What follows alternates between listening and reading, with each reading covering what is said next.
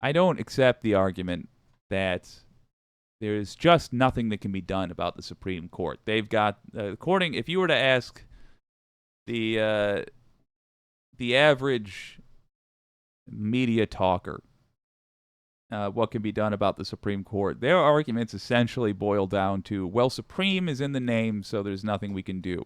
Unless we invent an ultra court, nothing we can do. No, no. The neat thing about America, the thing that is supposed to be useful about us, is that we can change it all if we so choose. And boy, I was delighted to hear that Kagan seems to agree. Here's a new channel. Let's have a look. A story that we covered in a previous video, I think last week, in which conservative Supreme Court Justice Samuel Alito took the bold and, I would argue, completely contradicted stance that Congress doesn't have the authority to regulate the Supreme Court. Let me say the name so I do a decent job of promoting folks that deserve it. It's Pondering Politics. Pondering Politics is the channel. All right, let's hear it, brother. He was actually himself contradicted by one of his colleagues, the liberal/progressive Supreme Court Justice Elena Kagan. But before we unpack all that, if you haven't yet, please hit that like, subscribe, and the alert bell. Here's the situation we're in. Right now, the United States Supreme Court, the highest court in the United States, is dominated by a 6-3 conservative supermajority, regressively conservative. And right now, not just in terms of legitimate disagreements over Supreme Court rulings, but more importantly, investigative reporting turning out that in many cases, conservative justices like Clarence Thomas and Alito himself have been the beneficiaries, the recipients of lavish, luxurious gifts, undisclosed gifts from conservative billionaire benefactors, right? Which calls into question their objectivity, their judicial independence, right? If they're basically, some people would say the word bribe, but when they're being offered gifts that they're either hesitant to disclose, they're late to disclose, or they didn't disclose at all to the American public and the rest of the government, and in many cases, those conservative billionaires having business before the court or potential business before the court, it calls their integrity into question legitimately. And so as a result of this, particularly Democrats in the Senate have been saying, okay, listen, the Supreme Court, you all don't get to just do whatever you want whenever you want. People in the legislative branch, people in the executive branch have to comply with ethics laws. They have regulations over the sort of gifts they can receive. Quick note on that. I think that's you guys. Not only would they, do I think that Democrats in the Senate wouldn't have said word one about this 10, 15 years ago. I know they wouldn't. I know they would not have. Why? Because this was happening then as well. It's not like this is the first time we've heard about this. And I don't mean, for example, Justice Clarence Thomas and his relationship with Harlan Crow. I don't mean that this is the first time we heard about these things generally. I mean specifically, this isn't the first time we heard about Justice Clarence Thomas and his inappropriate relationship with Harlan Crow. It just wasn't looked into. And when the story broke, we talked about how it was very likely that we were going to hear more because now we know. Now we know this is what to look into.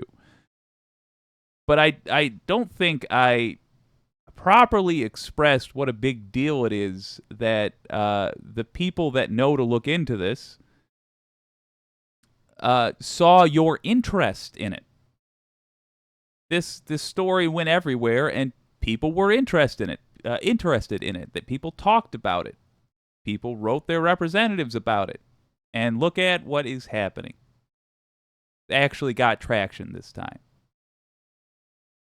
And it keep it going. It goes on to Alito himself. Again, we've known Alito was corrupt. We've known most of these folks are well compromised. Surprise, surprise, when you see what side of the aisle they tend to fall on. But I think you guys should take a moment to appreciate yourselves in this, because the interest has to be there for any of this stuff to move. So well done on that front. And well done on having a bunch of Democrats now making noise. Where and how to disclose it. If there's that sort of oversight to prevent corruption in the legislative and executive branches, the same thing has to apply to the Supreme Court as well, especially when you consider it does apply to every other part of the federal judiciary, like circuit courts and district courts. They also have to comply with ethics rules because you just don't get a blank check.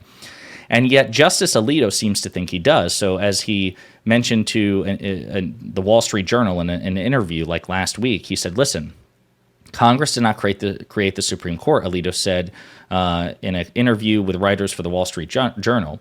I know this is a controversial view, but I'm willing to say it, Alito said. No provision in the Constitution gives them the authority to regulate the Supreme Court, period. So a couple of things there. What's he talking about? Well, Senate Democrats have said, listen, Supreme Court, if you don't want us to impose ethics legislation on you, make you behave ethically, then you all need to come up with your own binding code of conduct and present it to us and say, listen, guys, we're going to do better. Here's our code of conduct. We swear we're going to abide by it. It's no longer going to be a courtesy. It's no longer going to be discretionary. These are mandatory rules. And the Supreme Court basically gave them the finger, and they have refused to act, particularly the conservative justices on this. So in response, Senate Democrats have said, okay, well, if you're not going to do that, then we're going to pass, or we're going to try to pass ethics reforms, which will force, disclosure requirements. They'll beef up disclosure requirements. It's no longer discretionary. You will do this. There will be an enforcement mechanism. And also things like recusal. So if there is a party before the Supreme Court and you have a potential conflict of interest, like say in the case of Clarence Thomas, your wife shows up or your wife is materially involved in a case before you, you will be forced to recuse yourself, or at least if you choose not to, you will be forced to justify why you chose not to recuse to the American people. They'll have to see your rationale because right now they're not required to. Common sense reforms. But again, Alito took the bold case of saying, listen, Congress didn't create the Supreme Court, and Congress doesn't have the authority to regulate the Supreme Court, even though in at least one section very explicitly of the Constitution in Article 3, I think it's Section 2 of Article 3, it does actually use the word regulation when it's talking about the Supreme Court's appellate jurisdiction. It's like, listen, the Supreme Court shall have supreme appellate jurisdiction with such exceptions and regulations as Congress shall pass, okay? So, number one, he's just wrong. And other constitutional scholars have been scratching their head. They're like, Alito, what the hell are you talking about? Of course Congress has the right to make some regulations on the Supreme Court, just as they do with the executive branch. Do you think you're above checks and balances? So all of which is to say there has been much controversy surrounding this, understandably so. Well, Justice Elena Kagan, who is one of Sam Alito's colleagues on the Supreme Court, I think she was appointed by President Obama. She was asked about this during an interview at the Judicial Conference, and this is what she has to say, and I don't know how long the clip will play, but I'm also going to play it at 1.25 speed. So Justice Kagan is here on my screen. It's the left, but let's take a look. That Congress is currently debating whether to impose a code of ethics on the Supreme Court. And last week, one of your colleagues actually said that Congress cannot do that. And I'm curious, what do you think? You can see it. She's like, why'd you have to ask me that? Not giving me a pass in this interview. Good. And, I like the way, it's a little bit stealthy. Start off with Andy Warhol. Okay. I did read that interview. I found it a little bit hard, honestly, because of the way the interview was written, to know what my colleague, I don't want to be like he who shall not be named, was Justice Alito, what question he was answering exactly, just because of the way the thing was written. I'm not quite sure what question he was answering exactly, so I think I'll just put him to the side, but I will try to answer the question, sort of.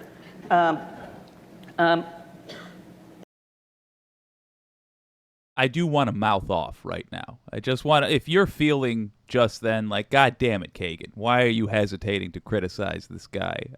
Understand that your feelings are shared, but that said, it is a hell of a thing,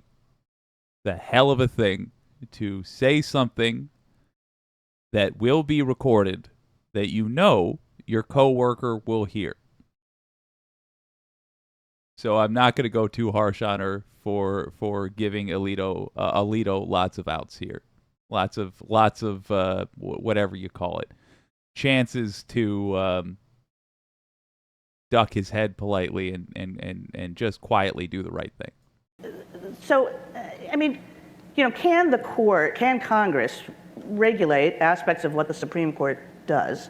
I think two opposite, or not opposite, but there are two poles here that seem pretty clear-cut to me. And the first is, of course, Congress can regulate various aspects of what the Supreme Court does. I mean, Congress funds the Supreme Court. Boom. Congress historically has made changes to the court's structure and composition. Congress historically has made changes to the court's appellate jurisdiction. We're going to freeze it on that face, because what the face he's making is the face I feel basically every time they talk about this. Good. Yes. When Alito was saying Congress can't do anything, the reason I feel that Kagan is right away pointing out that, well, Congress funds the Supreme Court, as opposed to citing the part in the rules that says they're supposed to regulate this thing, is when it comes down to the brass tacks. The question really is, what threat do they have to the Supreme Court? What threat can they be? How if the Supreme Court doesn't do what Congress says, so what? That's really what the question is. There's a whole lot of shalls in our Constitution. X shall Y, and it is because that means that whatever X is instructed then to do Y. But unfortunately, in our whole system of laws, we have a real problem with defining the or else. If they don't do it, so what? And right away, you can talk about, she's talking about historical cases of this or that when it has changed the Supreme Court. Fine, but that first part's the important part. If the Supreme Court does not adopt a code of ethics, which it looks like Congress will have to come up with, if they don't, what will happen? Well, they won't get their big fat paychecks, and they're going to have to look at the bribes they're taking and their actual paychecks that we give them and decide which they want more. And the bribes actually probably have more total value. But the difficult thing about bribes is you got to launder them all the time. You have to, it's Clarence Thomas's bribes have been like vacations and the house that his mom lives in. So if he wants to turn those into cash, he's got to scalp the plane tickets that he was going to get, or have his mom move in to I just assume he has a guest house, to his guest house, and sell her home. And I think it's more likely that they'll choose to keep their already quite substantial paychecks. And indeed, there's a provision in the Constitution that says something like, the Supreme Court shall have appellate jurisdiction under regulations that Congress provides, or as, I'm missing the exact words, but it actually talks about Congress having a role in our jurisdiction. It talks about Congress regulating the jurisdiction at the Supreme Court. And I think, more generally, this is like not surprising. I mean, our whole system is one of checks and balances. And usually when the court talks about that, we're talking about other actors and the way they check and balance each other or the way we check and balance them. But it just can't be that the court is like the only institution that somehow is not subject to any checks and balances from anybody else. I mean, we're not imperial, and we too are a part of a checking and balancing system in various ways. All right, folks. So that was the single most important part of Justice Kagan's answer. This is the issue. Implicit to Justice Alito's argument is this idea that the Supreme Court, which again, 9 unelected, lifetime appointed jurists, are apparently above checks and balances. Checks and balances only apply to the more democratic, more political branches like the legislature and the executive branch. But apparently, Alito says not to him. The only checks and balances are only those that the Supreme Court deigns as a courtesy, as at their discretion to indulge. Hey, listen, if we want to disclose the stuff to you, we will, but we can't be made to. It's absurd. In many ways, the Supreme Court of the United States deserves more checks and balances because, and this is important, all branches deserve check and balances. They need it, right? Because they're all incredibly powerful in their own way. But the president serves for 4 years per term and has to be reelected and can only serve 2 terms max. He's constitutionally prohibited from a 3rd term. The legislature, you're talking about terms that last 6 years in the Senate, 2 years in the House of Representatives. These people have to constantly be elected and reelected and reelected. So there's a public accountability in the legislature and even with the executive branch, the president, in a way that the Supreme Court is not. Once they're on the Supreme Court, they're there for life or until they choose to retire. People say, well, they can impeach them. Impeachment is incredibly impossible. Think about it. You have to be convicted by a 2/3 majority in the Senate. It's an incredibly high threshold. This idea that Congress doesn't have the power to check and balance the Supreme Court in the way that they do the president is just, it's lunacy. And what's even more disturbing, I shouldn't say even more disturbing, what's equally disturbing in its own way as Justice Alito basically offering that proposition is the fact that it's celebrated by so many people. If you look at Twitter, if you look at conservatives defending the notion, they're almost gleeful at the idea of an unelected lifetime jurist who wields effectively unchecked power. That's insane, right? Conservatives, like, they spend so much time celebrating the wisdom of the founding fathers. And if there's any wisdom to be had, then surely we would agree the seminal wisdom is trying to remove ourselves from the yoke of an unelected lifetime tyrant, right? Which in that case was George III, King George III. Oh my Why would God. we then empower 9 miniature lifetime monarchs without any... It's insane. It's absolutely insane. It's completely antithetical to the vision of the founding fathers. And if that's something...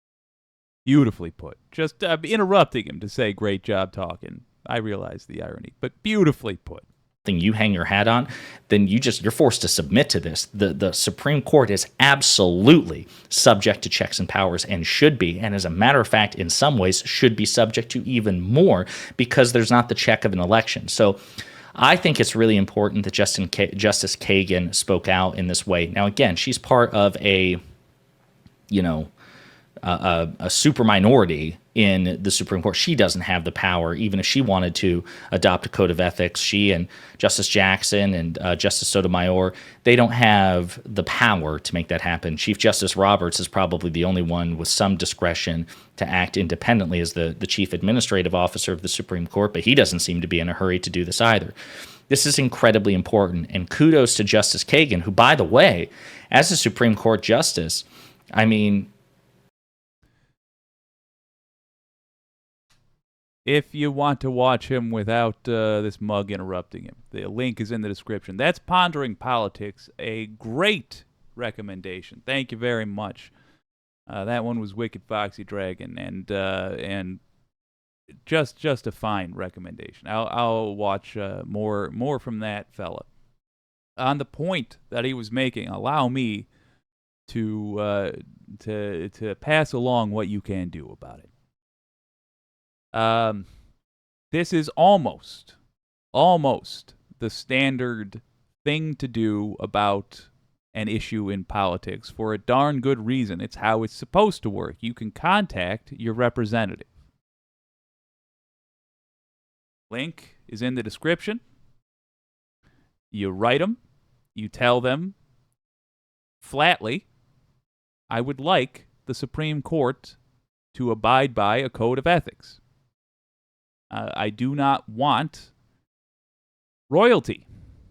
I don't want somebody choosing how my life can go, who is in no way subject to my thoughts on the matter. And the way I express my thoughts on the matter is through you, my representative. So go represent me. I want a code of ethics for the Supreme Court. Make it happen, representative. Red or blue, we should be insisting on this. This is about our ability to not be ruled by unelected people with a lifetime appointment who have themselves absolutely no rules.